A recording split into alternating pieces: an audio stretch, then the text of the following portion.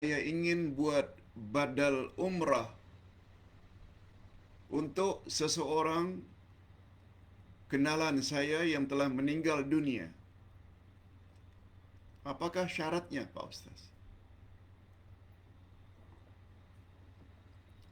Jadi pertanyaan ini khas tentang badal umrah. Hadirin dan hadirat, badal maknanya ganti. Ada badal haji, iaitu ganti haji seseorang yang telah meninggal dunia. Keempat-empat imam mazhab, Imam Abu Hanifah, Imam Malik, Imam Syafi'i, Imam Ahmad ibnu Hanbal membolehkan badal umrah.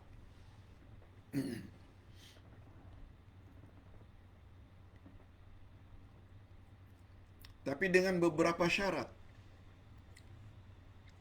Malah badal umrah atau badal haji juga boleh dibuat walaupun orang berkenaan yang kita ganti itu masih hidup. Walau kalau orang masih hidup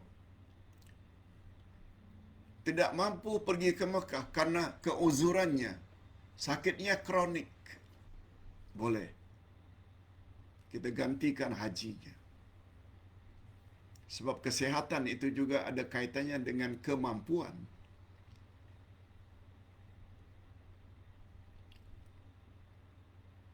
Sebab Allah Subhanahu wa taala berfirman, "Walillahi 'alan nasi hajjul bait man istata'a ilaihi sabila." Wajib mengerjakan haji karena Allah ke atas orang yang mampu. Nah, istilah mampu ini bukan hanya dari sudut keuangan saja, termasuk kesehatan. Jadi mengganti orang yang sudah mengganti orang yang masih hidup untuk dihajikan atau diumrahkan, hukumnya boleh dengan syarat orang tersebut uzur sangat. Nah, kembali kepada pertanyaan. Apakah boleh kita ganti umrah atau badal umrah atau umrah badal untuk orang yang sudah meninggal dunia? Lagilah boleh.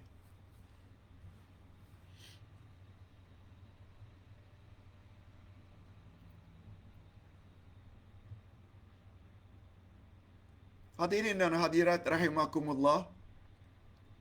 Pertama sekali, orang yang melakukan badal umrah seseorang, dia mesti umrah dulu. Dia sudah umrah. Sebagaimana syarat orang yang ingin buat badal haji, dia mesti haji dulu. Dia tidak boleh pergi ke Mekah semata-mata untuk orang yang membiayainya. Walaupun dia niat untuk orang yang membiayainya, tak sah. Sebab dia sendiri belum haji. Begitu juga orang yang buat badal umrah, dia mesti umrah dulu. Kemudian barulah dia umrah berikutnya dan mesti pasang niat. Niat dengan menyebut nama orang yang dia ganti. Sama ada yang masih hidup karena uzurnya, lebih-lebih lagi untuk orang yang sudah meninggal dunia.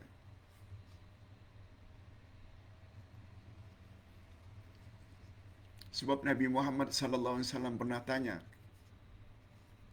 seseorang yang ketika berniat haji menyebut nama Syubromah. Labbaik Allahumma hajjan li Syubromah. Kata Nabi, kamu melakukan haji untuk Syubromah. Siapa itu Syubromah? Lalu sahabat menjawab, dia telah meninggal dunia ya Rasulullah. Lalu saya haji bagi pihak dia. Oh, begitu kata Nabi.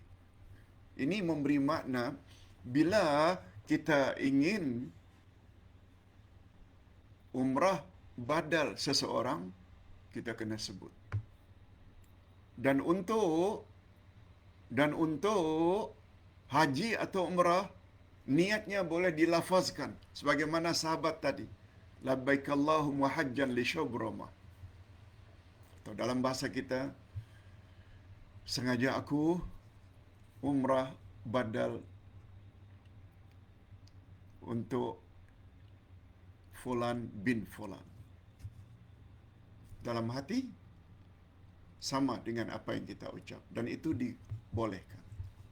Dan tak pernah datang dari Nabi niat ibadat-ibadat yang lain itu disebut dengan mulut. Tak pernah datang dari Nabi. Kecuali terhadap haji dan umrah. Sebagaimana contoh tadi. Sebab para ulama sepakat mengatakan, makanun niyah al-qalbu. Tempat niat itu adalah hati.